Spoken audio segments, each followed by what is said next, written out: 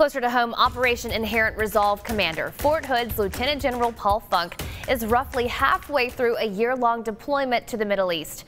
He says he is seeing many positive changes in that region and believes there are even more to come. Channel 6 military reporter Jillian Angeline caught up with the general, who's back on Fort Hood for a bit before returning to the fight. Jillian.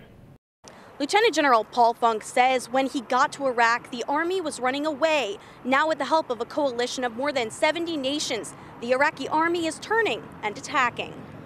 And so in a fledgling democracy, 13 years, they're starting to make some progress there. But even with almost 7 million people liberated and only pockets of ISIS control left, Lieutenant General Paul Funk says there's still quite a bit of work to do. What's great is now the local security forces can manage that process in Iraq with our help still, but that's okay. They are in fact on the leading edge of it. Funk gave an update on the fight to the local chapter of the Association of the U.S. Army. That included discussing efforts to train, advise, and assist the local Iraqis, a campaign called Operation Reliable Partnership. Yes, so we're in the training sites.